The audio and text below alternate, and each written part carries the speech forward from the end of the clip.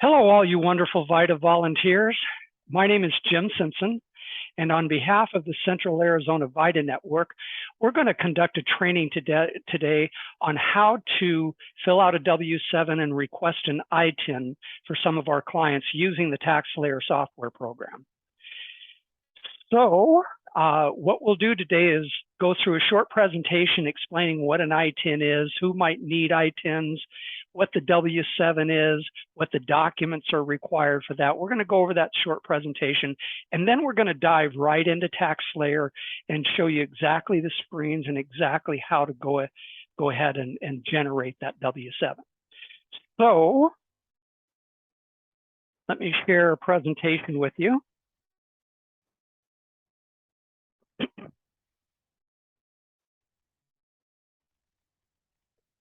So here we're going to talk about training for ITINs and why you might need one. So what is an ITIN? It's sort of like a replacement for a social security number. However, I'm going to say this right off the top. If you can get a social security number, that's what they should use, not an ITIN. It is not a substitute for a social security number.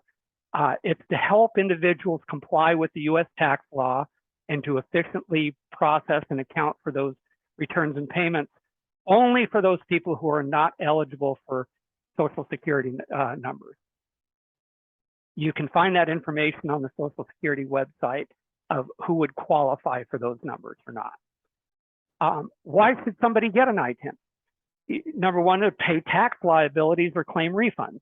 You know, sometimes we get foreign students here who need to go to work and they need withholding, so they're going to have to get an ITIN. And if they make enough money, they're going to have to file a tax return. Or maybe there's foreign individuals who own property here and they sell that property, they're going to have to file a tax return and pay capital gains tax. And in fact, the title company is going to request a W-7 from them or a W-9 from them with an ITIN because they have mandatory withholding on that. And they have to have an ITIN to associate that with. But here's another real big reason, and I'm going to refer you throughout this session to our famous 4012, the training document that we have in our resource book. And I would encourage you to look in that book every time you come across an ITIN. But remember, in that book, it said that if you have dependents that are living in Canada or Mexico, they qualify to be on your return. However, they may not have a social security number. You may have to get an ITIN for them. ITINs are only for tax reporting purposes for non-resident aliens, their spouses, and their dependents. If they're a resident alien, they're eligible for a social security card. There's other examples to where somebody would be eligible for a social security number.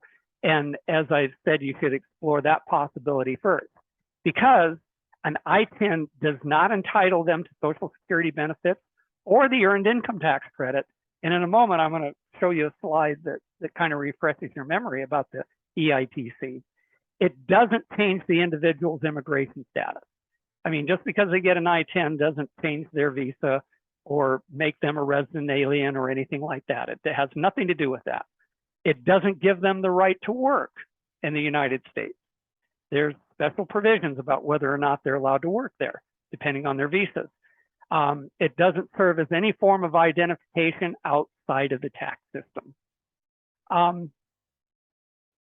Here's that slide I told you I was going to refresh your memory about the Earned Income Tax Credit, because if the primary taxpayer, spouse, or both have ITINs, they are ineligible to receive the Earned Income Tax Credit, even if their dependents have social security numbers.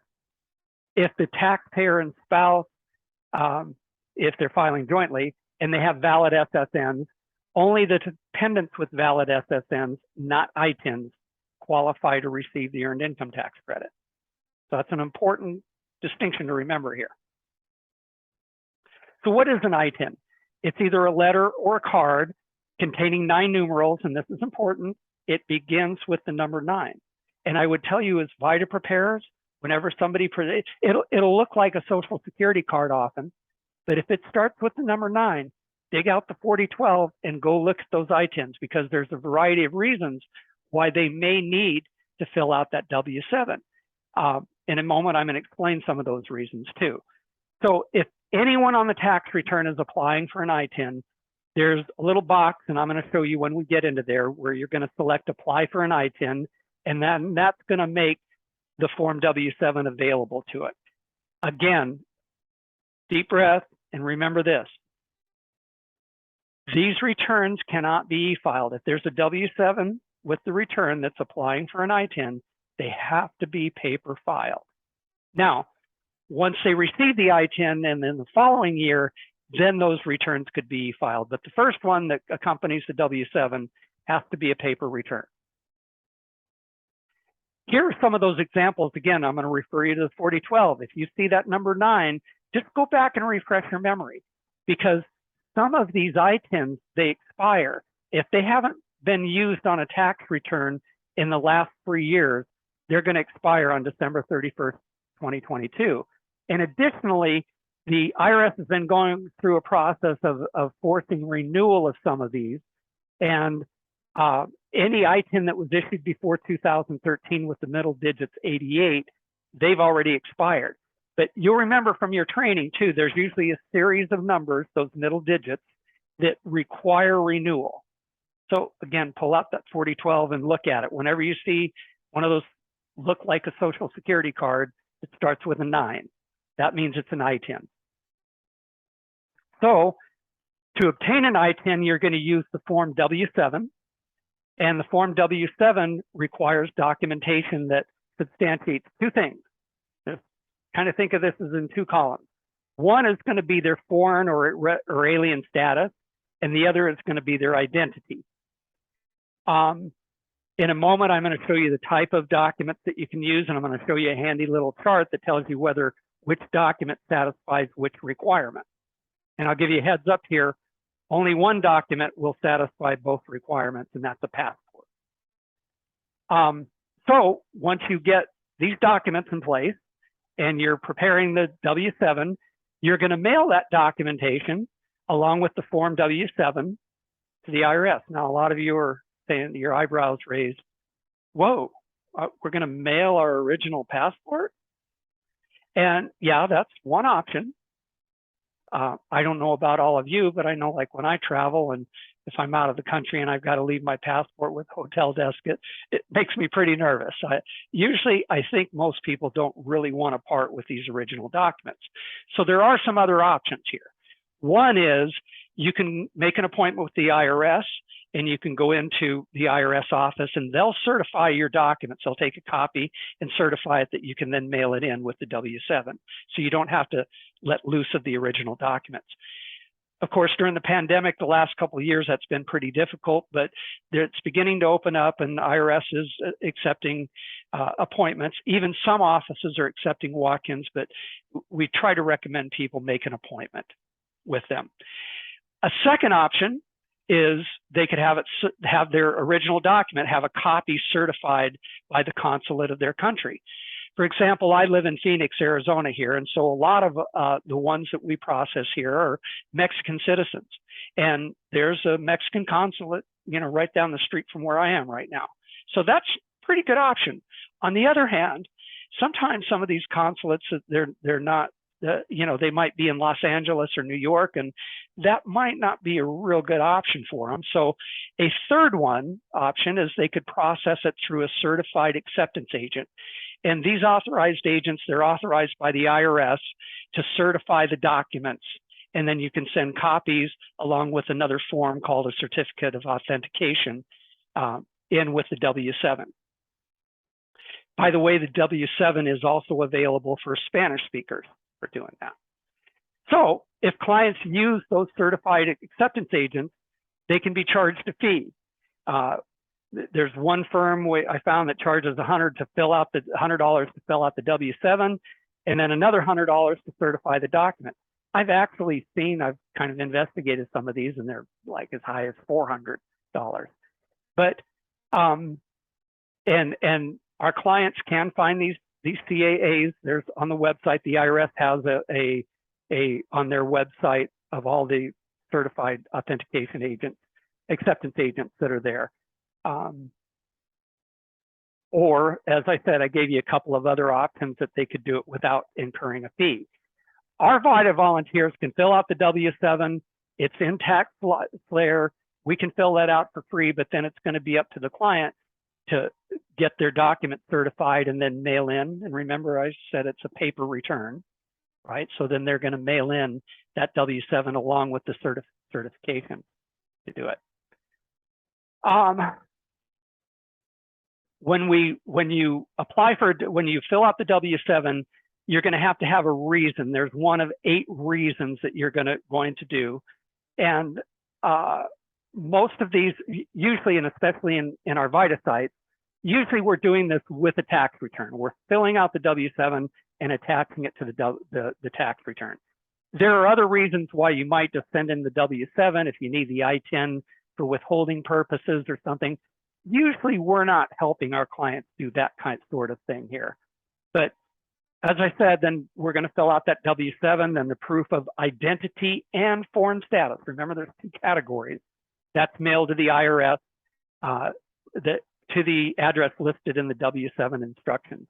And by the way, at the end of this presentation, I'll give you a list of resources that are very helpful in doing this. If for some reason the current year tax return has already been filed that excluded a spouse or a dependent that needs an ITIN, then we're going to file an amended return, complete a 1040X, and we're going to attach that with the W-7 and mail it in. So I kept referring to these documents that you would need. And there's 13 acceptable documents. In the next slide, I'm going to give you a list of those. And in the following slide, I'm going to give you even a better one that kind of shows you a categorization of these documents too. But a few other things about these documents in general. Number one, they've got to be current and contain an expiration date.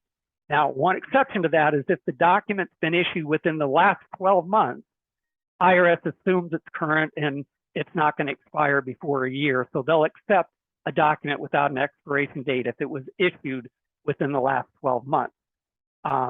Usually these documents must also show the name and photograph and support the claim of foreign status. Again, with the exception of a passport, you're going to need 2 documents, and one of them will at least have to have a photo ID that verifies your identity on it. So here are the 13 documents. I'm not going to go over every single one of these. You can kind of peruse this list and you can see that there's driver's licenses and birth certificates and state identification cards, military IDs, visas, things like that, that can help either document your foreign status or your ID. But the important part of this slide is look at that document number 1. A passport is the only single document that satisfies both requirements. It's the only standalone document they can do. Now, luckily, that's usually the document that we're going to use, and usually you'll get a certified copy of that document to mail in.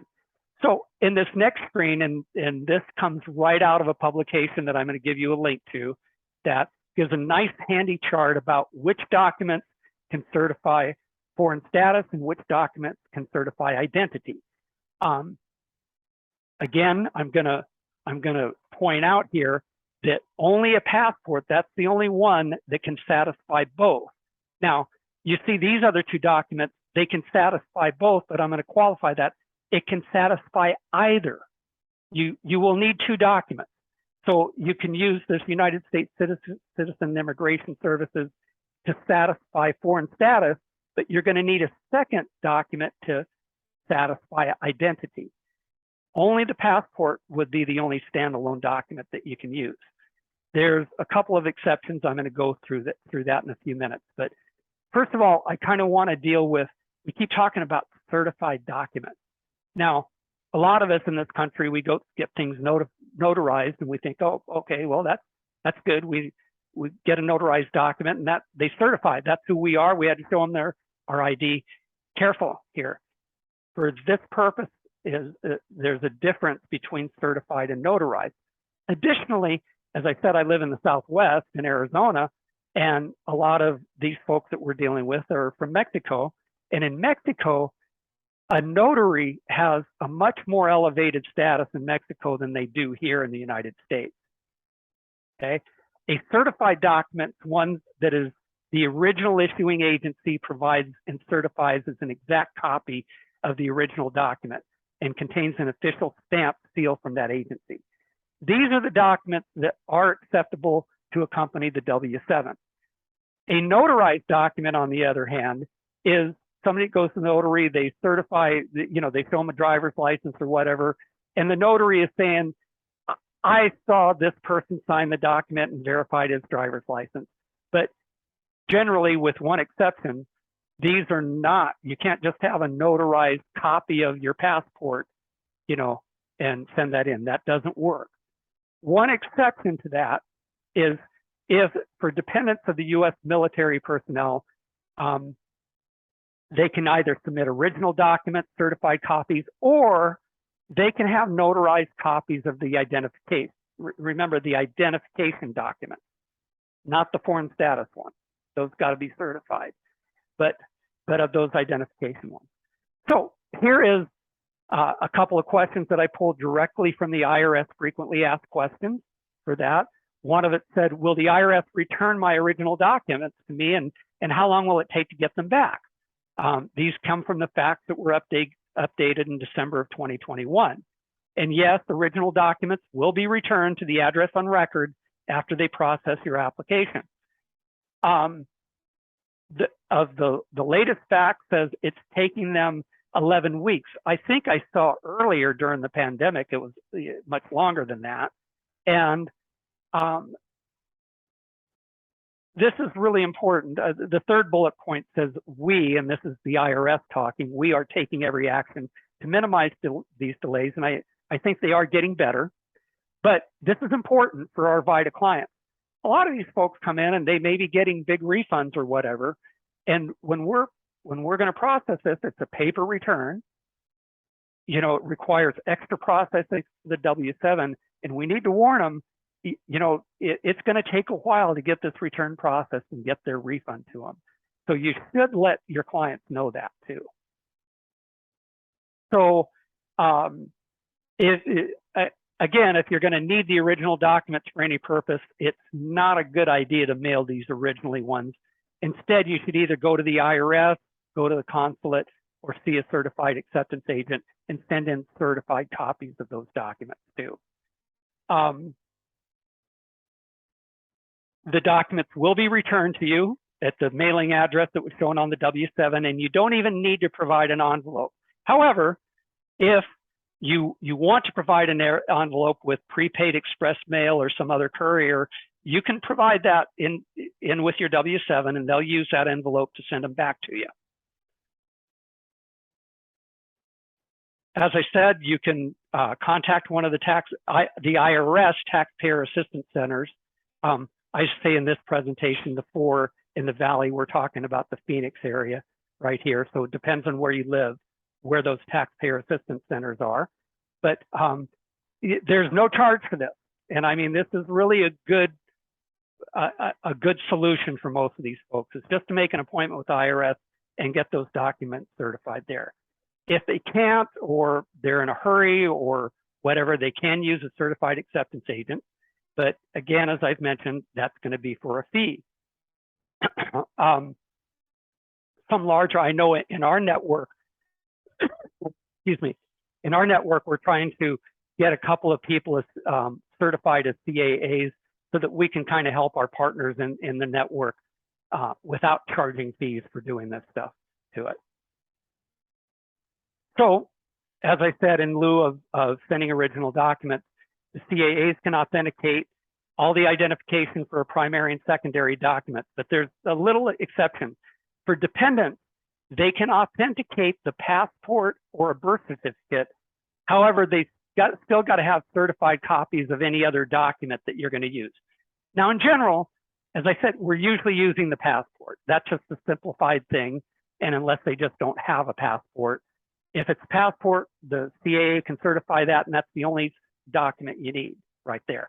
But if you're using those other documents of that list of 13, you're going to need at least 2 of them, and probably one of those you're going to need some kind of certified copy of it. So again, from the frequently asked questions, can CAAs still submit Forms W-7 to the IRS for taxpayers? And yes, they can still submit W-7s on behalf of their clients. They're going to use something called a W-7 COA, a certificate of authentication that certifies and verifies the original documentation. Be careful. They need to do this through some kind of face-to-face interview, either live or over a video electronic interview. These CAAs have been trained by the IRS to spot falsified documents and to make sure that they're authentic, at least try and make sure that they're authentic. So they do require that they meet with the client, or the taxpayer that's doing that. Though the CAA has to be able to see the documents during that interview at the same time. They can't be separated into that. And then the CAA will certify those documents and then send copies in along with that W-7 certificate of authentication. The one exception is for dependents, they can only authenticate the passport or the birth certificate. The other things are going to have to be certified by the original agency and sent in. So all Forms W-7 are attached to the tax return. In our case, 99% of the time, we're going to be filing a tax return with the W-7. I give you a link here to the IRS website that talks about the documents. I've also got other links here I'm going to show you that are really good. Even the instructions for the W-7 and another document that will explain this whole process, and I'll give you those in just a second.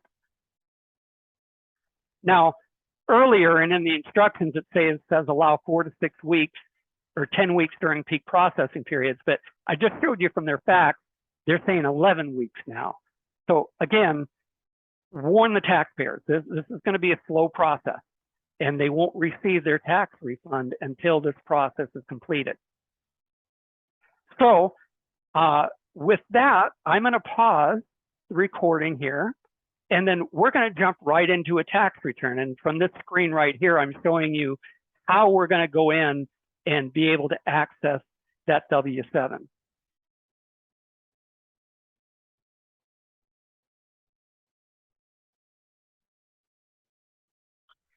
So welcome back. So what we're going to do now is we're going to jump into TaxSlayer, and we're going to show you exactly how to generate the W-7 and put in the information. And we're going to do this using Practice Lab. So if you're watching this from home and you want to follow along with me, put this video on pause and go open up Practice Lab, and then you can kind of follow along with me. So let me share my screen. And here you can see this is where you get into Practice Lab. Now, just to refresh your memory, the easiest way to do this is through the Link and Learn site, and you can then click on Practice Lab, and it kind of tells you there about this screen right here. It says that there's a password you've got to enter, and if you remember, it's Train Pro Web, all caps. That gets you to the next place you've got to put in, and this is your Link and Learn password you've got to put in, username and password. So we'll sign into this, and then this takes you to the Practice Lab, and I'm going to say, let's go to the practice area, because what we're going to do here is, remember all those returns you did in Practice Lab to get certified? We're just going to use one of those returns to add a dependent and apply for a W-7. That way, this is all totally fake information. We're not disclosing any personally identifiable information or anything else on this video.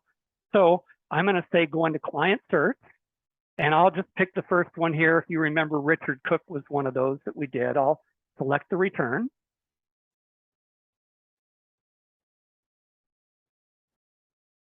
And so from here in the return, if I go over here into our menu, the dependent information was up here under Basic Information. So here I can go into, we're going to add a dependent here now. So I'll go into Edit Dependent. And again, we're going to go into Edit the Dependents menu. And so it looks like, see, I'd already started one here. I'm going to delete that just because let's start from fresh. because Isabella was the only dependent on this return when you did it for certification process. But so right now I want to add a dependent. So I'll say add a dependent. And we'll say that this dependent is Jim Cook. And we'll make his date of birth January 1st. Make him kind of young, younger than me, 2014. Okay, now, here's the perfect thing. This person, this dependent, they don't have a social security number or an ITIN. And by the way, just for your things, I saw this ATIN is also accepted. What's an ATIN? I had to go look it up. It's an adoption taxpayer identification number. But in TaxSlayer, to be able to generate a W-7 or apply for an ITIN, we're going to use zeros as the social security number, right? And as soon as I tab off of this field, it opens up this box right here. Check if the individual does not have any one of those numbers. It automatically checked that box. But here now we want to say, yes, we are going to apply for a W-7. This is what's going to make in a minute when we open up the W-7, that's going to make it, let TaxSlayer know that we are applying for that. So we're going to say, well, no, they weren't a US citizen or that. We're going to say, I don't know, I'll just make him my son for that. Number of months that they lived in my home, 12. None of these others apply. I just mainly want to show you how to get into do the W-7. You're going to use specific facts and circumstances about this dependent, okay? So now we got Jim Cook and it says applied for ITIN, okay? And I'll click on continue. And then now what I'm going to hit continue here because I think TaxSlayer gives you a big error if you don't get through this basic information. Okay, good. Now it takes me to the federal section. And if for some reason you haven't, you can go over here to menu, choose the federal section. Now what we're looking for is miscellaneous forms. So there you see miscellaneous forms. And then now we're going to see here's the W-7 application for an ITIN. I'm going to say begin. Now right away, it recognized that there was somebody on this return that we said we're going to apply for an ITIN. If we hadn't checked those little boxes over there, when I try to enter this form, it's going to give me an error message and say, hey, nobody on this return is eligible to apply for an ITIN. So that's why you have to go through that create the dependent phase first.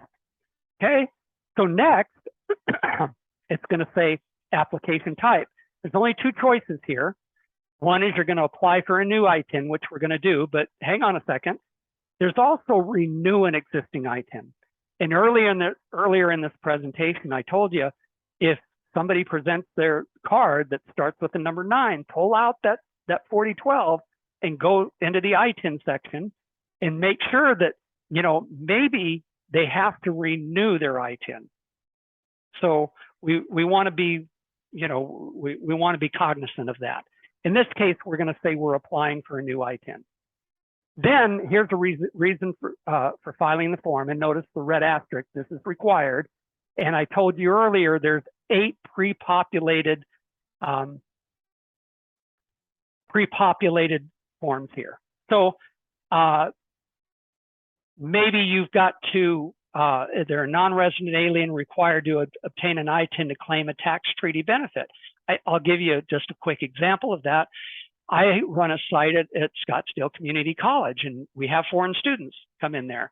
And sometimes there's tax treaty benefits. They'll work in the United States, sometimes on campus.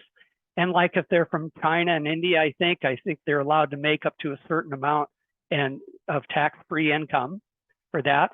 And we might want to, if we're applying for an ITIN to get those treaty benefits, we might select this, and then warning, if you select this, you're going to have to go do some research and find out. You'll have to tell it what country it is and what is the tax treaty provision number. On this one, we're just going to say it's, you know, a U.S. resident filing a U.S. tax return not eligible for a social security number, right? For whatever reason it is. Here, we could put in visa information, but it's not required. But if they had visa information, we would put that in. and we'll hit continue here.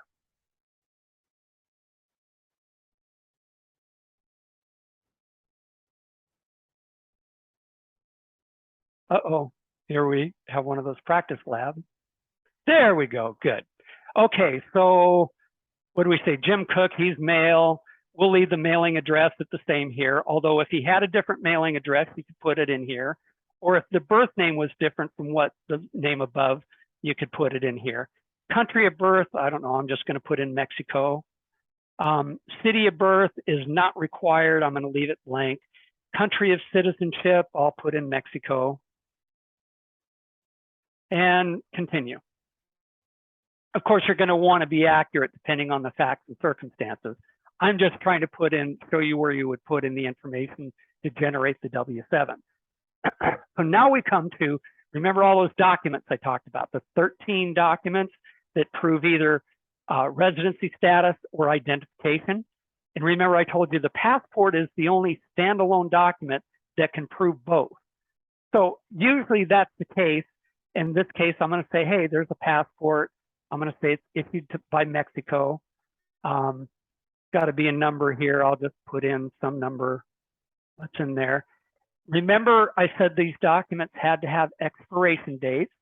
So I'll say this is going to expire next April 1st of, I don't know, 2024 or something. Okay. Date of entry into the US, if you know that, put it in here. It's not required. You could leave it blank, but if you know it, put in all the information that you can that it asks for. In this case, I only need the passport, okay? But maybe you needed, those other documents, and if you clicked one of these boxes, it's going to ask you for the information that you would need depending on what it was here that you did, okay? In this case, all I have is a passport, and I'm going to say, yeah, that's all I need here. I'll say continue. Okay, voila, it's done. So let's look at what this generates.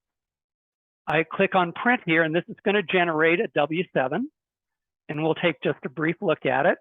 So here it's saying we're applying for a new ITIN. Okay, it gave us this information here, U.S. resident alien, what their name is, what their address is, birth information, all that stuff that we just input into there. Voila, here it is on the W-7 that we're now going to print out. And remember, these are paper filed returns. We're going to have to explain to the client how he's going to have to get a certified copy of that passport unless he wants to mail in the passport with it, which I would never recommend anybody do. So with that, I would like to go back to our presentation here and give you some of these resources that are very valuable to it. First of all, here's a link to the actual Form W-7. Here's the instructions. The instructions are pretty good. And I would warn you, print out that W-7, look at it, and make sure you've been complete in filling everything out. For more detailed information, this is a really good publication, 1915. You can go kind of look at that if you're going to be doing multiple things like this. I'd highly recommend you look at it. There's some of those 8 options that get a little bit more complicated than what I was going through with you. And then there's also the tax guide for aliens that is an also good bit of information. I've given you my my information here. I usually have a co-presenter that helps me on these. Unfortunately, we couldn't do this live for that, but so I'm doing a recorded version, but feel free to send me an email. This is my organization, mastersofcoin.org, our nonprofit that runs several VITA sites, and I'll be glad to help you out with any of this. So with that said, thank you for all you do for these clients who need the help so much. Thank you very much, and it was a pleasure speaking with you all today. Bye-bye now.